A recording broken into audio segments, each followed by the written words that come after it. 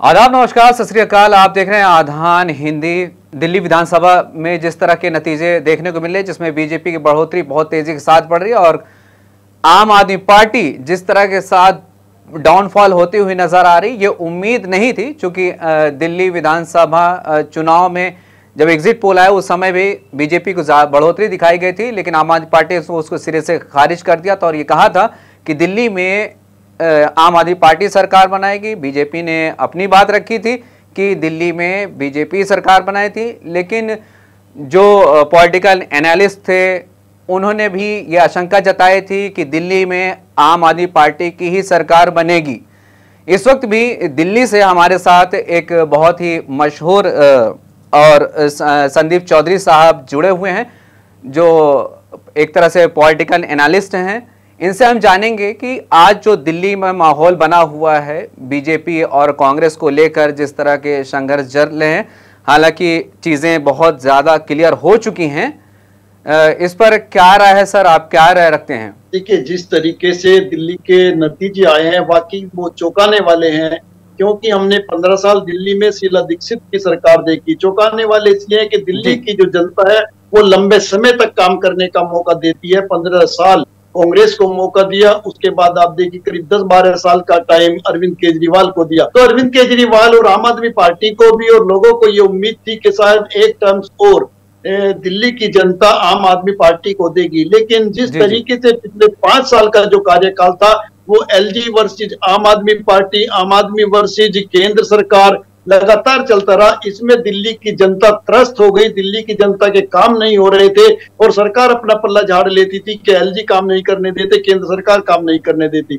ऐसे में मुझे लगता है दिल्ली की जनता को भी ये लगा कि भाई हम दो राजनीतिक दलों के बीच में न पिसकर एक ऐसे व्यक्ति को मौका दें जो कोई एक्सक्यूज देने की हालत में ना हो।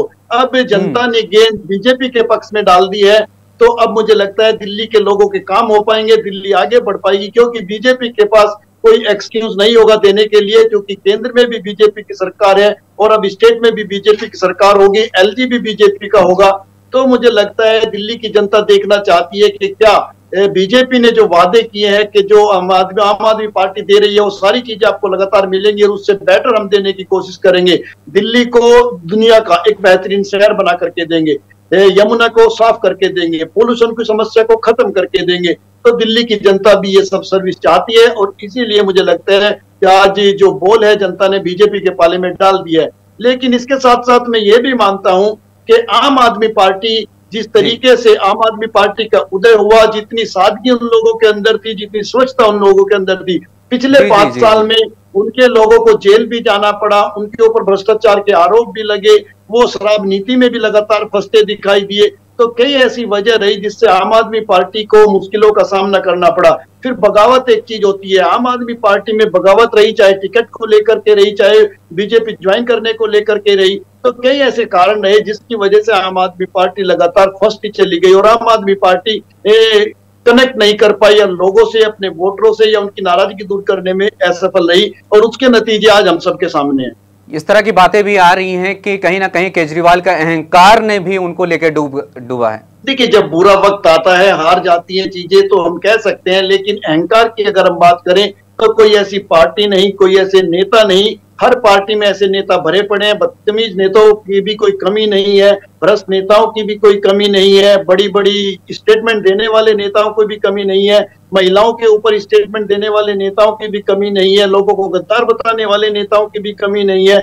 लेकिन अब अरविंद केजरीवाल का बुरा वक्त है और सबसे बड़ी राजनीति में अगर आप आए तो राजनीति में पार्टी को संभालने का जो काम होता है सबसे मुश्किल काम होता है विपक्ष में रहकर। सत्ता तो एक ऐसा गुण है जो लोगों को जोड़े रखता है। नाराज व्यक्ति भी सत्ता के साथ चलता रहता है अपनी नाराजगी को दबा करके, लेकिन जब आप विपक्ष का हिस्सा बनते हैं, सरकार का हिस्सा आपके पास सरकार का हिस्सा आप नहीं रहते हैं, तब आप संगठन को कैसे लेकर के चलते हैं। इसलिए अग्नि परीक्षा आम आदमी पार्टी और अरविंद केजरीवाल की अब शुरू होगी। सर, उमर अब्दुल्ला का ट्वीट हमने देखा, संजय रावत की हमने बाइट देखी है, उनका स्टेटमेंट भी हमने देखा।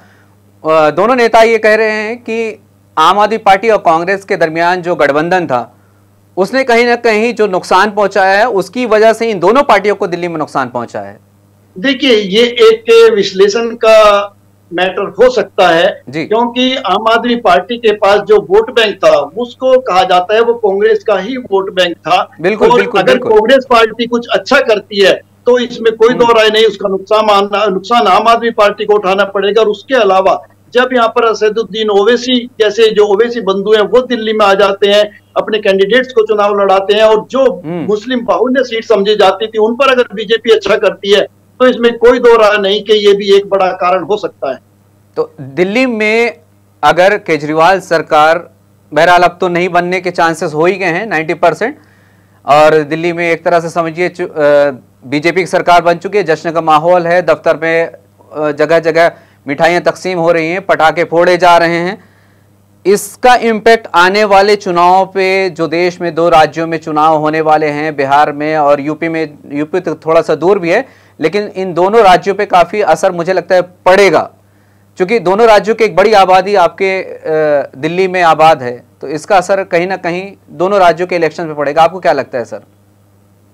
देखिए, बिल्कुल मुझे लगता है एक चैन बन जाती है जो छत्तीसगढ़ से शुरू हुई बीजेपी की, फिर वो मध्य प्रदेश में बीजेपी ने सरकार बनाई, राजस्थान में बीजेपी ने सरकार बनाई, उसके बाद आपने देखा हरियाणा में बीजेपी ने सरकार बनाई। उसी चैन में अगर दिल्ली आ जाता है, दिल्ली में बीजेपी की सरकार बनती है, और दिल्ली वैसे भी देश की राजधानी है, तो पूरे देश में एक मैसेज जाता है। जो बीजेपी एक तरीके से स्ट्रगल कर रही थी, वो बहुमत की सरकार नहीं बना पाई थी, 400 पार बात करने के बाद 240 पर सिमट गई थी।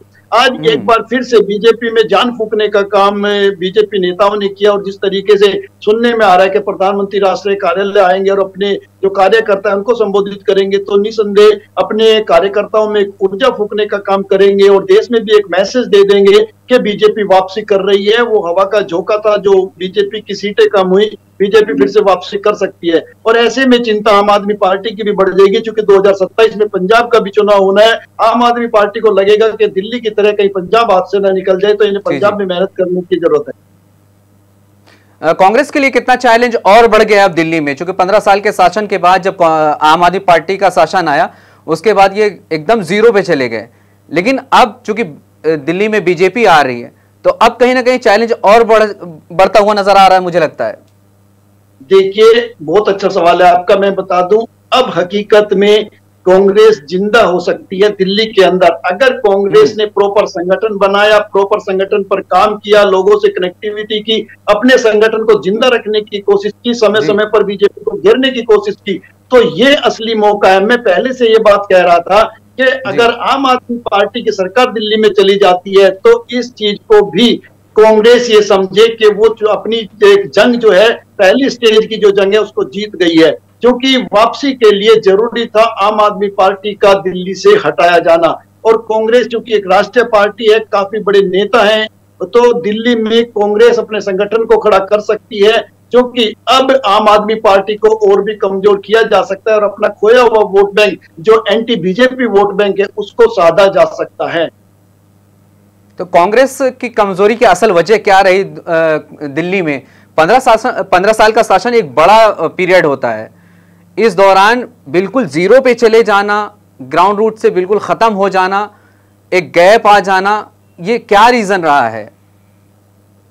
देखिए, कांग्रेस पार्टी के खत्म होने के कई रीजन हैं।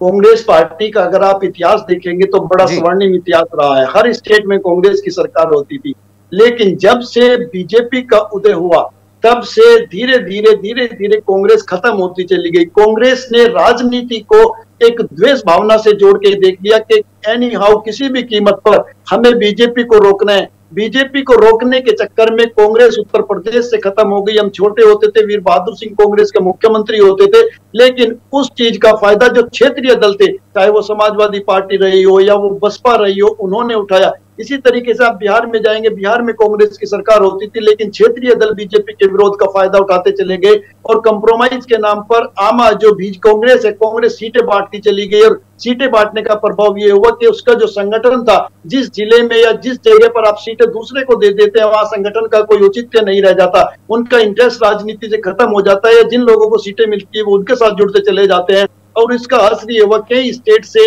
कांग्रेस पार्टी बिल्कुल खत्म हो गई। इसी तरीके से जब आम आदमी पार्टी का उदय हुआ और आम आदमी पार्टी ने वापसी की, तो कहीं ना कहीं कांग्रेस का जो संगठन था उसने अपने हथियार रख दिए और उन्होंने विरोध करना या समय पर लड़ाई लड़ना जारी नहीं रखा, जबकि बीजेपी लगातार आम आदमी पार्टी से संघर्ष करती रही, चाहे वो टीवी चैनल्स की डिबेट में विरोध करना था, चाहे वो सड़कों पर विरोध करना था, और उसका नतीजा ये हुआ कि 27 साल के बाद बीजेपी दिल्ली में वापसी कर रही है। तो कांग्रेस के लिए जरूरी है कि अपने जो कार्यकर्ता हैं उनको एकजुट करके रखे, समय समय पर संगठन में बदलाव करे, नए लोगों को भी जिम्मेदारियां मिलती रहे ताकि संगठन खड़ा रहे, उनके अंदर लड़ने का जज्बा बना रहे। तो अगर कांग्रेस ये काम करेगी तो उसकी पार्टी जरूर खड़ी होगी और एक बार फिर से कांग्रेस का स्वर्णिम इतिहास फिर से लिखा जा सकता है, लेकिन उसके लिए जरूरी है कि कांग्रेस मेहनत करे।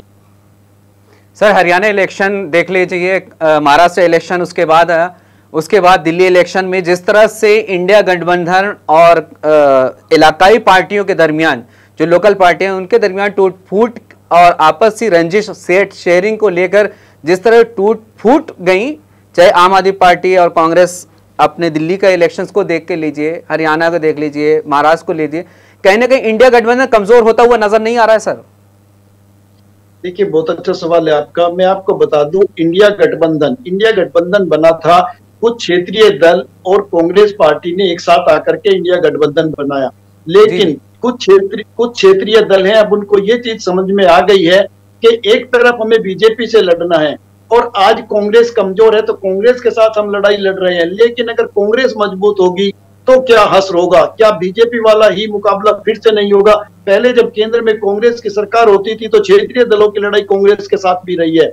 आप एक स्ट्रेटेजी को ऐसे समझिए, अगर ममता बनर्जी बंगाल के अंदर मजबूत है और वहां पर वो साथ में कांग्रेस को मजबूत कर ले, तो कल ममता बनर्जी को प्रॉब्लम कांग्रेस से होने लगेगी, क्योंकि राजनीति में हर दल अपनी सरकार बनाना चाहता है। इसी तरीके से अखिलेश यादव नहीं चाहते कि कांग्रेस उत्तर प्रदेश में मजबूत हो जाए, इसी तरीके से फारूक अब्दुल्ला नहीं चाहते कि कश्मीर में कांग्रेस मजबूत हो जाए, इसी तरीके से हेमंत सोरेन नहीं चाहते कि झारखंड में कांग्रेस बहुत मजबूत हो जाए, क्योंकि अगर ये मजबूत होंगी तो एक वक्त में फिर उनको कंप्रोमाइज करना पड़ेगा, उनको झुकना पड़ेगा।